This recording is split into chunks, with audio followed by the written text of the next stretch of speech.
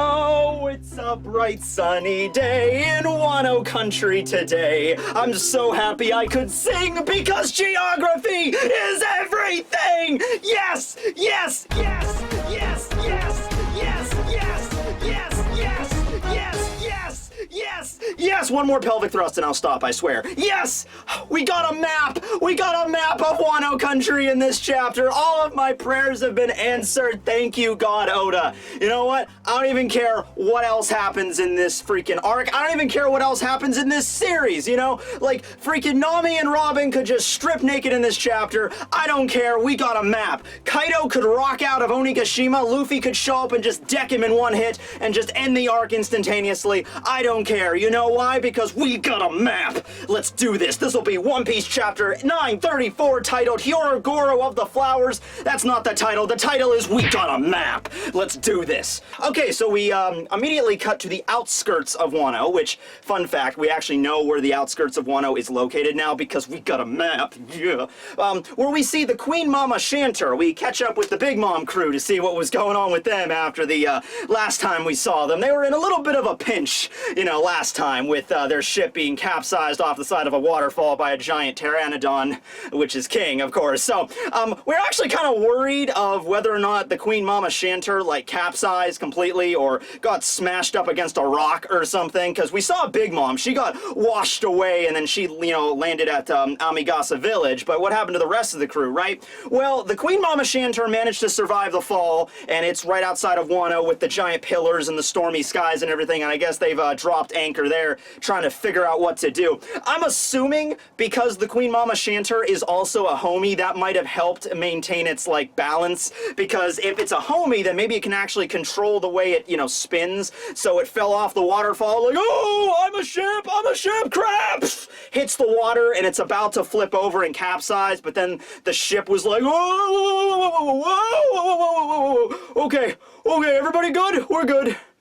I'm a ship, and then he starts sailing off, carefree as always. Now, not all the members of the Big Mom crew survive the fall, though. They mention it kind of just as a matter of factly, like not really a big deal. Oh yeah, some of the devil fruit users we had on the crew fell off and they drowned. So they're gone, and I'm just sitting there like, wait, what devil fruit users? Because we get to see, like, all the major devil fruit users right here in this chapter. We see Daifuku, and Smoothie, and Montdor, and Perospero is there. Is Galette okay? Okay, Galette's okay. Oh, I was worried there for a second. Butter Girl made it, guys. Butter Girl made it.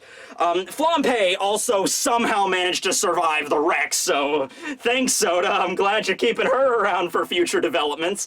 But other than that, I'm like, what other devil fruit users were even on the crew to begin with? I mean, I'm going through all the different family members, and, you know, there was one of the deck uplets that had a devil fruit ability. Are you talking about him? There was Tamago. He wasn't a member of the family. He was just a combatant, but we didn't see him on the ship to begin with. Was Tamago there? Is Tamago dead? Try to think. There's not that many other devil fruit users that have been revealed, you know? Maybe Compote. Compote we saw. We don't see her in this chapter either. At least I don't think we do. So we don't know if Compote even had a devil fruit, but she's the first daughter of the family. If anybody would have a devil fruit, I guess it would be her, because Perospero has one. But other than that, I'm not really sure what they're referring to. But yeah, some of the members of the crew were devil fruit users. Well, at least they were, because they're dead now, but whatever. You just gotta cut your losses and move forward, right? And this is something interesting from Perospero. So Perospero, he's there, and he's acting all cool and suave, or as cool and suave as somebody could be who's over the age of 50 that has a tongue that stretches down to his feet. So he's sitting there, though, and he has Mama's Vivera card, and it's perfectly fine. It's not, you know, shrinking or anything. So Perospero comes to the conclusion, Mama is still alive. However, she might have been captured by Kaido. She's in enemy territory. She might have been executed, so I guess I should be the new captain of the Perospero Pirates. So I'm not really sure what Perospero's angle is here, if he's just like, well, Big Mom's out of the picture for right now, so I think what would be in everybody's best interest, you know, the chain of command, you just start listening to what I have to say. I don't know if that's the way he's going about it, or he's going about it like, well, Big Mom's dead, I guess I'm the king of Thailand now, because we've never really seen him act like this, kind of like the, you know, like the king's advisor trope. You know, like you have the kind king of the land, and then his, like, advisor that is very very clearly the most evil son of a bitch that ever existed. And he's like, yes, king, I'll always follow you. Yes, you're always doing the right thing. And then he's very obviously trying to steal the throne. But Perospero never really acted like that. So I'm thinking he's just trying to gain the power in the situation. He's just trying to get Daifuku and Smoothie and Montdor to just listen to everything that he wants to do to try to figure out what they're going to do now that they're in enemy territory, okay? And they even bring up, you know, even though Kaido and Big Mom did work together at one point, you know, they were on that crew together 40 years ago, probably Roxas, you know, still Kaido and Big Mom are enemies right now. So if Big Mom is captured by Kaido, there's really no reason for him just to, you know, not execute her immediately, which is what he was probably going to do, right? So they start arguing about that. They start arguing about rank. Perospero is like, I guess I'm the new captain. Daifuku bursts in, and he's like, hey, no, Perospero, you know, it doesn't go by, you know, rank of order of birth. It should go by skill. Therefore, Katakuri should be the new captain. Now, Katakuri, we haven't even seen him here yet, all right? I'm assuming he didn't come because he's not on the ship. If he did come, he's on some other vessel, maybe trying to find another way into Wano, because they, you know, he's either that or he's back at Totland, which is where I'm assuming he is.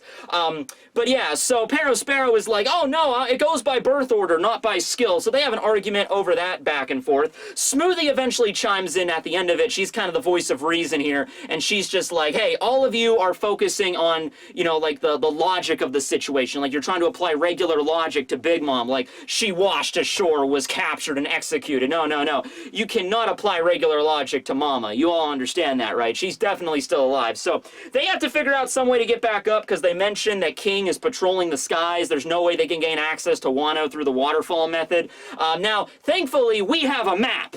We do. The Big Mom pirates don't, but we do. And there's actually another port somewhere in Wano we'll get to when we get to the map.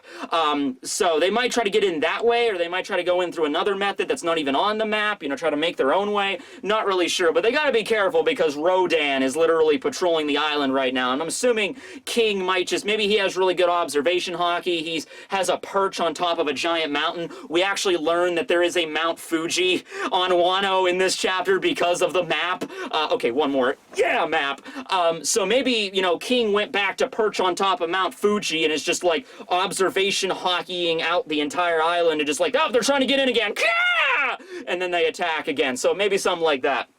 But, yeah, Big Mom and her crew, they're still around, and some of them are dead, but who really cares? And Flampe is alive, whoopty shit. Anyway, we cut over now to Amagasa Village, where we see the Tengu.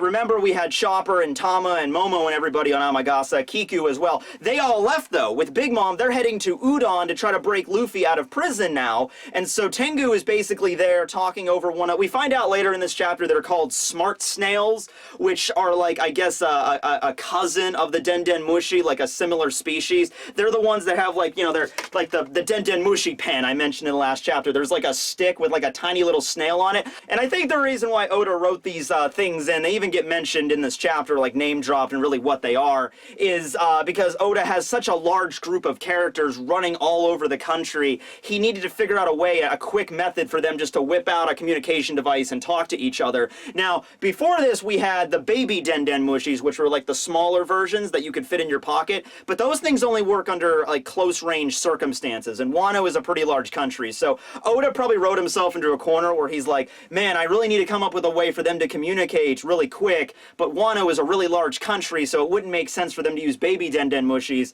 I'll just have to create something completely new just for this country. So I'm assuming these smart snails, they're like a related species to the Denden Mushi that only exist in Wano, and the people of Wano figured out a way to make them into like telephones essentially, so they can just whip it out and just, or walkie-talkies might be the better, you know, analogy there, and just be like, oh, hey, how you doing there, Robin? I'm doing great. I'm looking for the poneglyph. Oh, that's awesome. You know, something like that, even though they're across different regions of the land. So anyway, though, Tengu found out that Tama left, and he's shouting at her over the smart snail, and Tama is kind of like crying because she's disobeying her, like, her father figure, I guess her grandfatherly figure, really, and he's really worried about her, and they left the Koma Inu and the baboon back at the hut. You think the Koma Inu and the baboon would become immensely useful in this massive prison breakout thing you're attempting. But anyway, Tama is crying, but then, you know, Momo comes on. Oh, Momo's with me, and I was like, oh, that's not good enough. And then Kiku comes on. He's like, I'm here too. So they'll be okay. They'll be safe. You know, the Tengu is just worried about them because everyone like charged the Tengu to watch over the children, and now they all left to have their own little adventure. Like, how did a little walk on the wait. You found a Yonko on the beach. Yes. And she lost her memories. Yeah, I'm confused by that too. A lot of people are weirded out on how that's gonna go down. I'm like, yeah, and now you're heading to the prison. Like, you were only gone like 1 hour. How did this happen? You know, whatever. So they're heading on their way, and the Tengu is worried. I want the Tengu to get some action. The Tengu has that other sword. He had the Nidai Katetsu that he gave to Luffy. Not really sure what happened to the Nidai now that I think about it. Luffy had it. Did he have it when he was captured by Kaido? Because if that's the case, then Kaido now has the Nidai Katetsu, or somebody at the prison has the Nidai Katetsu, or did he leave it back at the castle? I can't remember exactly where the Nidai's at right now, but the Tengu dude also has that other sword that has like the flower hilt that he stated, oh, this is another world-renowned blade. So I would like to see the Tengu get some action. It's probably going to be at the actual like Fire Festival raid on Onigashima. That's when they're going to do it. But, yeah, I want to see what he can do with that, but he's pretty concerned. He has wings. Can he fly? I want to know more about this dude. So now we cut back over to the Curry Wastelands, the place where, you know, Zoro and Luffy met up and they fought against the Hawkins crew, you know, way back at the beginning of Wano on their way to Okabore Town. And we see one of those, they're called crocoturtles. I'm not sure about the translated, you know, name, but crocoturtle, let's just roll with that. So those are the things that, like, Jack was riding on, and we saw them in the wasteland, like these giant, like, basically land sharks that are going around with a giant jaw that just can devour like an entire household, those things. So Big Mom was able to tame one of those just by knocking it twice on the head.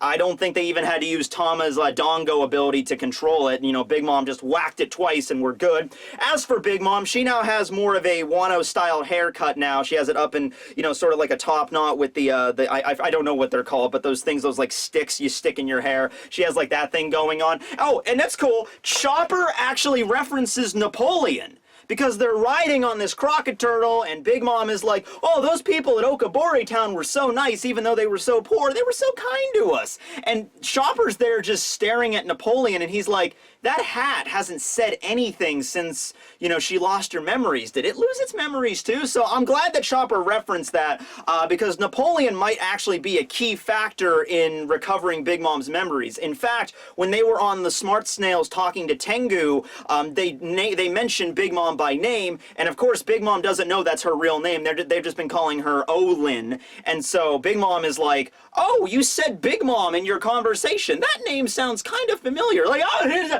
no, it's nothing. It's Big Mom. It's the name of a restaurant. It's a fabulous restaurant in the New World. They serve the best hash browns ever, breakfast all day. It's fabulous. You got to go to Big Mama's Diner, guys. That's actually not in... Okay, so when I was in, like, 2nd grade, my family went to Niagara Falls for a vacation, and right next to the hotel, there was a greasy spoon kind of diner called just Mom's Diner, and me and my dad ate there, like, every day when we were there all week, and it was some of the best food I ever had in my life. I'm not sure if it's still there, but if you're ever in Niagara Falls, check out Mom's Diner. It's a pretty damn good place. But anyway, yeah, so it's like, be careful with the words when you say them around her, because if you keep dropping, like, Big Mom, and if you say Totland, or if you maybe mention any of her sons or daughters or anything, that might, you know, trigger her memory to awaken. So let's keep this on the down low as much as possible. But yeah, I think Napoleon's definitely going to be a key factor there. So they bring up the fact they're heading to Udon, a different region of Wano where the prison is, where Luffy's being held, the prison mine. And that's when Kiku, oh, beautiful, beautiful Kiku pulls out the map. Now, I can't show you the map in the chapter because I don't want to, you know, copyright and all that crap. But it's okay, guys. I got you covered because I of course know better than anybody that geography is everything, so I prepared my own version of the Wano map. Bam! Oh, it's so Fabulous! Okay, so Wano is broken up into 5 main regions. We have Curry, Kibi, Ringo, Udon, and Hakumai, with the flower capital being right in the center. So I guess technically 6, but from what it seems like on this map, the flower capital is kind of just like its own thing. So a few things that we already knew about. Over in the Curry region, which is on the westernmost side of the island, well actually it might be the south, because if you look to the right side, you see the northern graveyards of Ringo. So we're just assuming that that's like the northern part of the island and it's just turned sideways. So let's just say Curry is on the south side. We see Bakura Town, Okabore, which is leftover town. Head Mountain is also located there. That's the same place where Inuarashi and Shutenmaru clashed at their little scuffle there. And also the Amagasa village and the waterfall, the entry point to the island.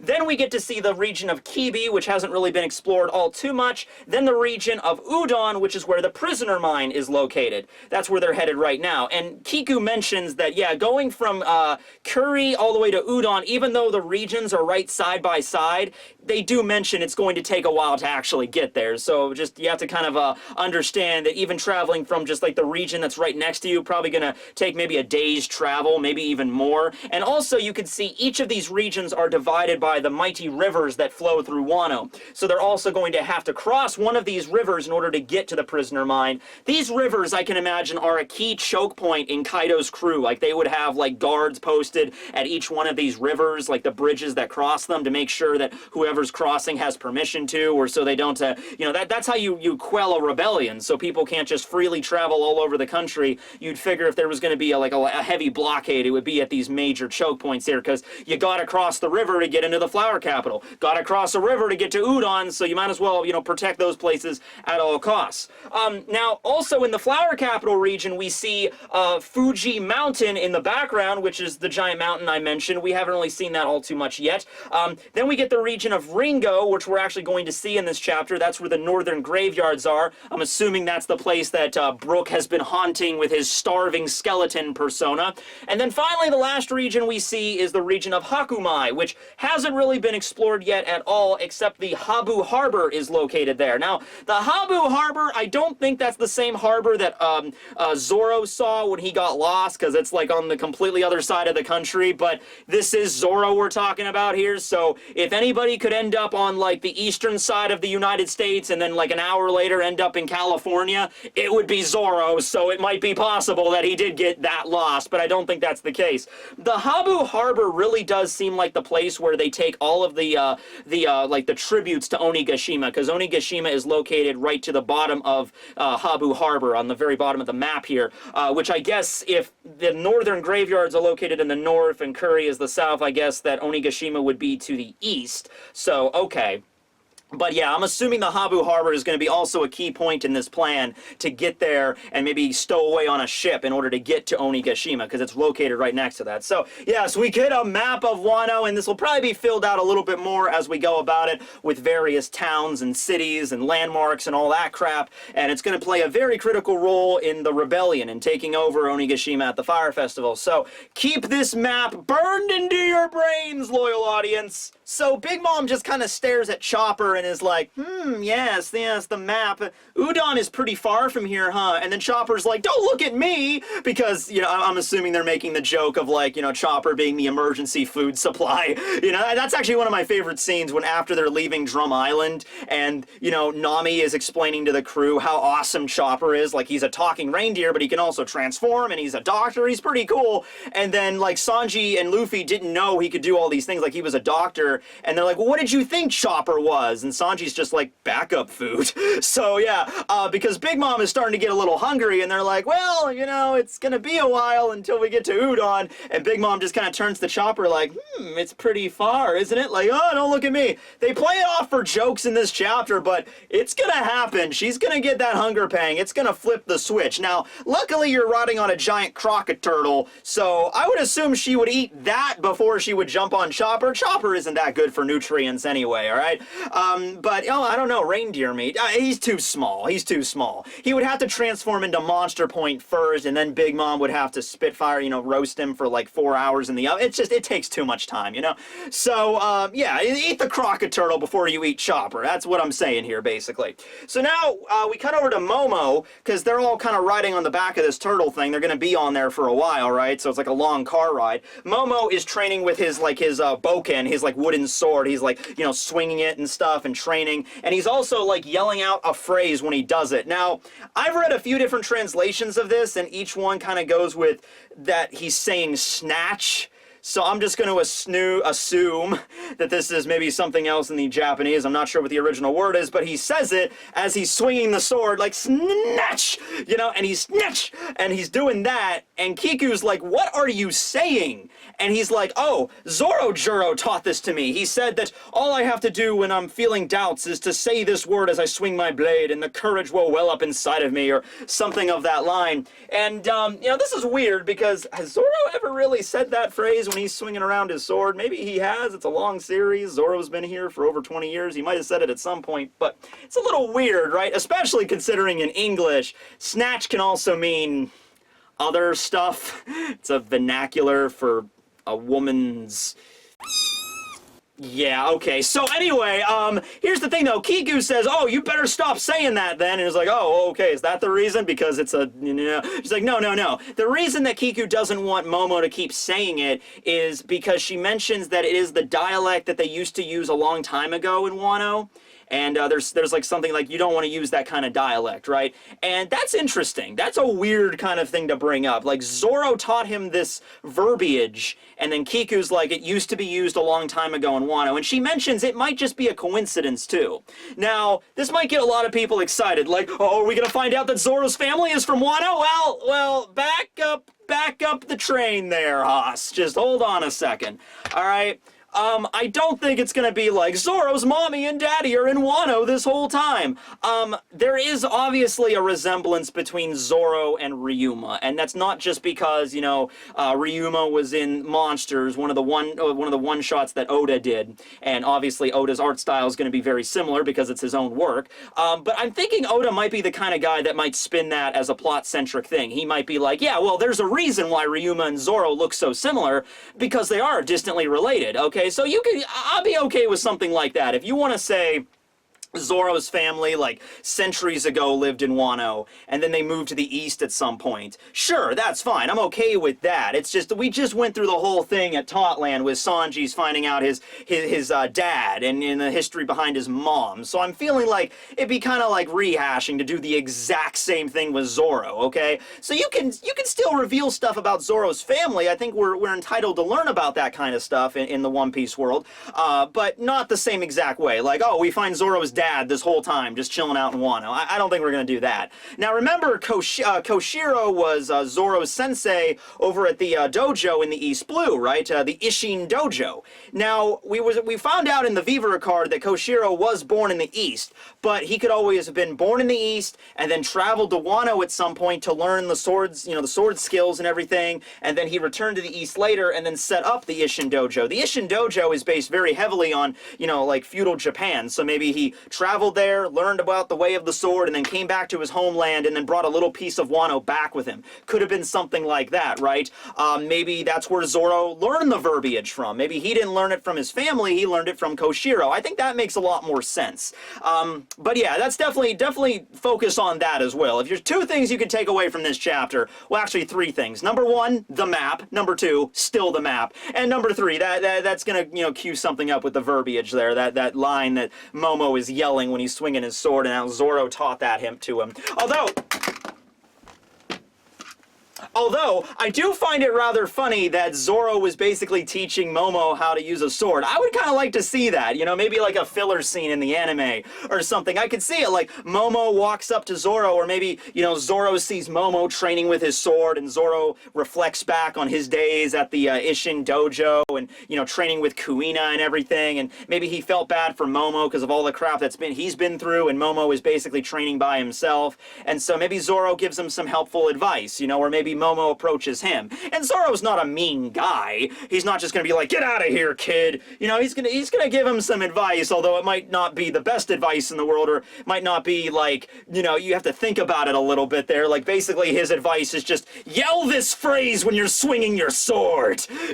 That'll truly give you the power you need, young man. So, I would just like to see that. Maybe even like Zoro, you know, taking a practice sword and starting to train with Momo. I think that would be really cool and like kind of advance his character a little bit. You know what I mean? That'd be pretty cool.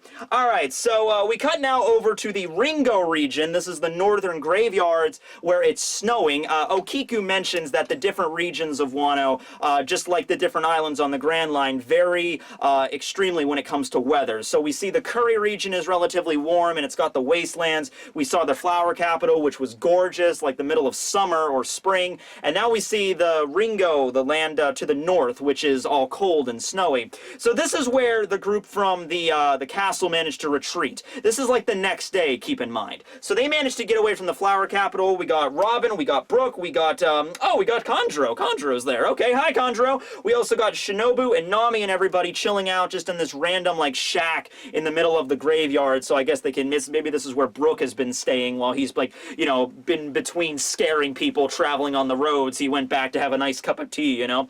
So now they're basically covering everything that happened at the castle, okay? So Brooke first mentions he did find a poneglyph. He went into his soul form and then he traveled all the way down into the depths of the castle and he did find a poneglyph. However, it wasn't a road poneglyph. It was just a regular one. And because he was in soul form, he didn't have the time to, like, he didn't have the ability or the time, I guess, to copy it onto those, you know, those sheets that he did in Totland with Big Mom's road poneglyph. So they do mention there's one there. And so they figure out, like, okay, that means the road poneglyph is going to be on Onigashima, which I figured that because Kaido would not want that thing out of his sight. All right, even if he trusts the Shogun, he wouldn't want to keep it there. Even if maybe if the security at the castle is maybe even better than Onigashima, I think Kaido would want to keep that road poneglyph next to him at all times. So I think it's at the bottom of Onigashima in like a dungeon or something. Like they're going to really make sure that's protected. Now something else interesting, they mentioned that the room that the poneglyph is in inside of the castle, which by the way, it could still be important. That could be a Rio poneglyph for all we know. There's still 9 of those things.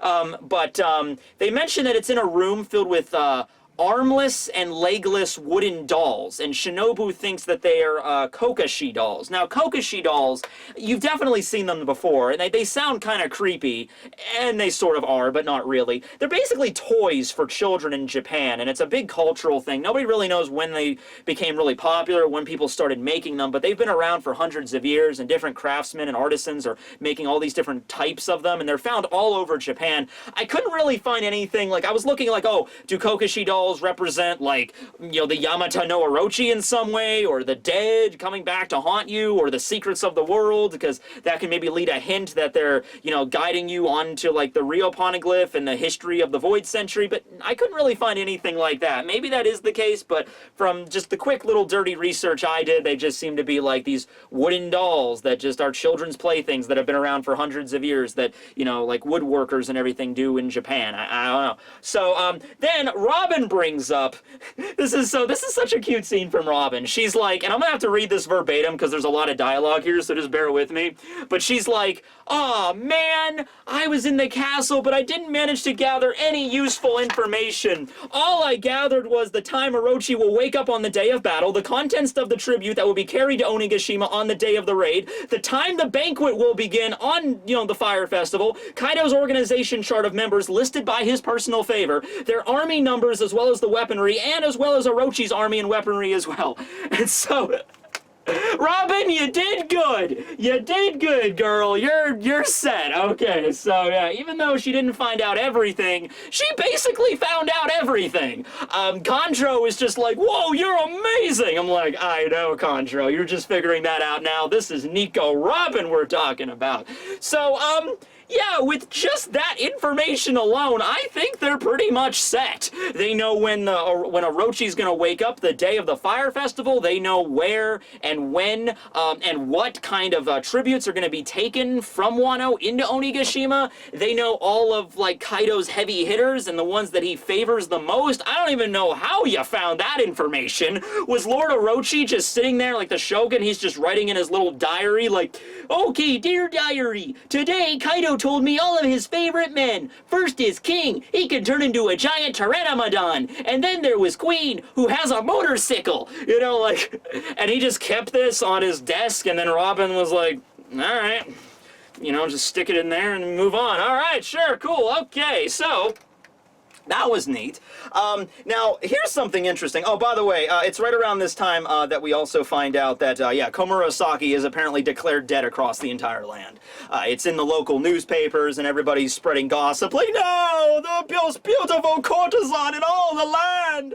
She's not dead, so don't grieve too much. They mentioned the funeral is coming up in a few days, but yeah, don't feel bad. The funeral, I guess, would be before the Fire Festival. I'm actually kind of seeing this as a possibility. Imagine, like, everything isn't looking that great, but then the funeral happens, and then Komurasaki bursts out of her coffin, and then Kyoshiro shows up, and he draws his blade, and they announce, like, the rebellion begins now, and they're like, whoa!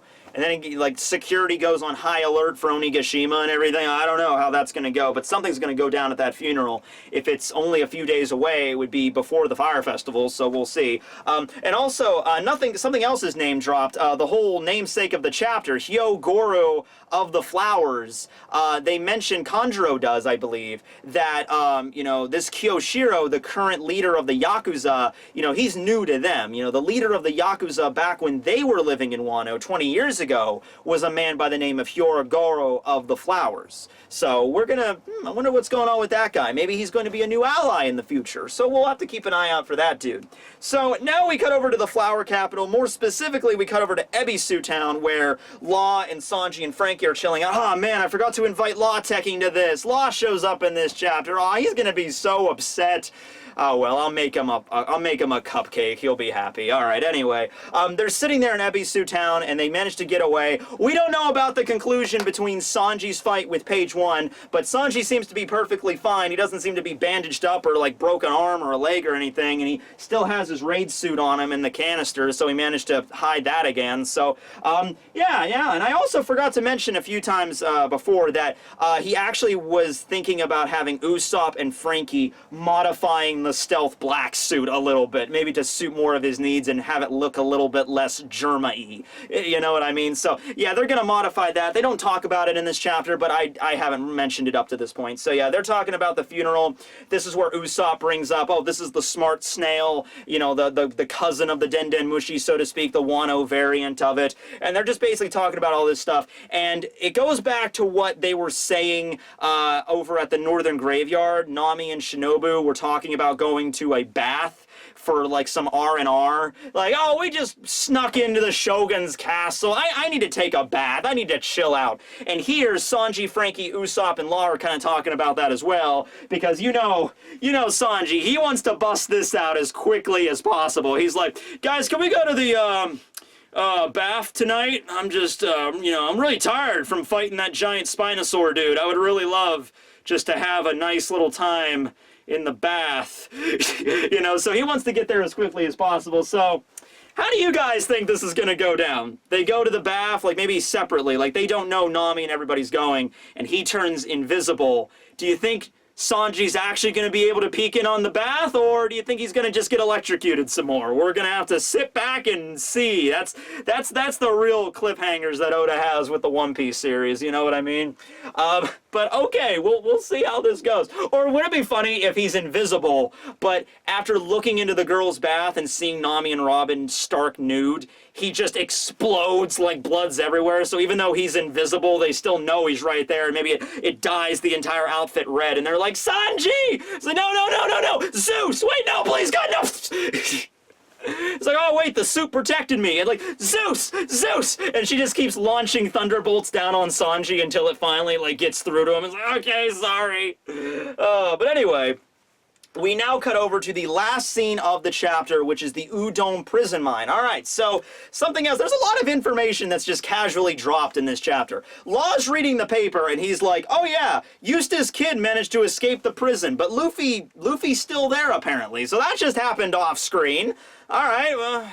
Kid managed to get away. I'm sure Kid's gonna meet back up with Killer and all the other members of his crew at some point. But yeah, we cut back to the prison mine, and Luffy is still working there, doing his normal thing, you know, excavating and all that stuff, pickaxing it away. And there's a giant alpaca smile user, Alpaca Man, and he's spitting right in Luffy's face. You know, that's annoying, because alpacas and llamas, they're known to, like, spit, you know? Okay, fine. You ever see Emperor's New Groove? That's a pretty cool movie. I mean, it's been a while since I watched that. I need to watch that movie again, you know? Okay, but anyway, so, you know, Luffy is like, oh yeah, I don't know anything about Kid leaving, and the Alpaca Man mentions, like, well, he managed to escape, but it was a really shitty escape. He didn't even manage to get his handcuffs off. I'm thinking, Kid, because they're on top of a mountain, maybe Kid was just like, screw it, and just ran really fast, and then just jumped over the side of the guards, like, tower or whatever, over the side of the mountain, and just, screw this, I'm getting out of here. Oh! And he just fell off the side of a mountain, and he's Kid. He's not gonna die from that, but he's like falling down the mountain like, oh, damn it, son of a, lands outside of the freaking prison like 1,000 feet down, and he's like, alright, shows them I managed to get out. Oh, and he gets up and he just hobbles away. You know, maybe that's as simple as it was, because they mentioned it was a very simple escape. So now we cut over to the old man Hyo. Remember that dude, the old guy that Luffy gave all the Dango coupons to? And he's being bullied by a bunch of the guards. There's a dude that has scorpion hair, and there's a dude that has, I guess, the elephant smile, because there's like a giant elephant man standing there as well. And, you know, the scorpion dude is kind of just like shoving his face in the dirt, the old man. He's just like, tell me where you got those coupons. You have to work for your own food. You can't just take these coupons and expect to get food, or somebody can't give you the coupons and expect you to get food. But I'm like, that's exactly what happened. That's exactly what happened. Luffy gave him the coupons and the guards gave him food. So be blaming the guards. Don't be blaming the old man. You know, I get it. It's a prison. They're not going to be nice to their freaking inmates. I'm just saying, like, you know, this is literally what happened. Old man Hyo took his coupons up to the counter like, here you go. Like, okay, there you go, man. You think at that point they'd be like, there's no way you move that many boulders, you're not getting shit. But they gave it to him, so that guard that gave him the food, he should also be punished, I'm just saying. But no, they're trying to figure out, you know, who gave all of the Dango over to Hyo. And Hyo's personality is a little different from what it was before. He was a much more submissive old man, you know, just getting, you know, beaten around and just kind of dealing with it last time we saw him. Here, he's getting beaten down, he can't fight back, he's brittle, but he's just like taking the food and still eating it, even though they're telling him not to eat it, so he's being more defiant now. And he gets up and he's like, these Dango were given to me by a true man, someone that reminded me of my youth as Hyoro Goro of the flowers. And I'm like, oh! So yeah, old man Hyo is Hyoro Goro, a man we just found out about in this chapter? How dare you say? So yeah, I don't know which level of, you know, involvement he's gonna have in this, because he's a relatively old dude, but he might have ties to, like, the previous Yakuza clan. They might even be in the prison with him, or scattered all over Wano. He might be able to rally his former compatriots together. Maybe Shutenmaru might have been connected to the Yakuza in some way, and maybe old man Hyoro Goro, would talk to Shutenmaru, Ashura Doji, and be like, maybe they're friends in the old days, and be like, come on, Ashura Doji, come on, help us out with the rebellion. It's like, okay, fine, if you say so, Hyoro. So Luffy definitely has to escape with that dude now, which is why I guess Luffy did not escape with Kid. You know, because I think the old man Hyo, now that we find out how significant he is, he's going to be important for later on, right? So he's being very defiant, and they're just beating the crap out of him, and then at the last minute when he's talking about his, like, youth and everything they're right about just to end his life, that's when Luffy just comes charging in. He punches the alpaca dude right in the face, and they're like, but you're going to be punished for that, you'll be executed. They already took out the hippo dude. Like, seriously, like, the hippo dude was a headliner. He was like the vice warden of the entire prison, wasn't he? Luffy and Kid took that guy out, and like, everyone just, okay, just keep on doing your regular prison duties. Like, oh, but you punched out Alpaca Man? Oh, no! So, I don't know what the deal is with this prison. They have very short-term memories. It's like, as long as you can get through the day, they forget everything that happened the next day after, you know what I mean?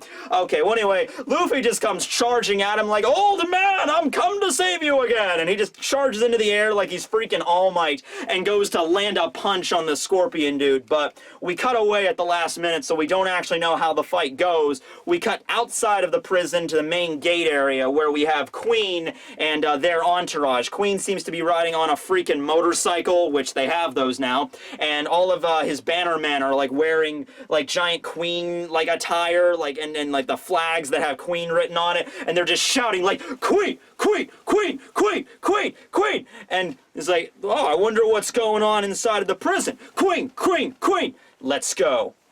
Break next week, and that's the end of the chapter. Okay, so, yeah, I think it's time we get to see what Queen is all about, alright? So, Queen, by their appearance, seems to be maybe an Okama, so we'll see where that goes from there. Also, some people have been saying because of the hairstyle, and because that one dude in the prison had the scorpion haircut, Queen is going to have some sort of ancient zone, maybe like a sea scorpion or something, something scorpion-related. Also, considering those ships in the anime that were part of Jack's fleet, you had the Mammoth, which was Jack's flagship, and then you had a bunch of other ships that had scorpions on their figureheads. So yeah, Queen is definitely connected to the scorpion in some way. Not sure if it's going to be literal like their devil fruit or what. But you also have to consider, you know, we just saw King and the Pteranodon, and I think Oda really wants to showcase what the top members of the crew, the three calamities, are really all about. We got to see everything with Jack, and then we got to see what King is all about. So it's time we get to see Queen.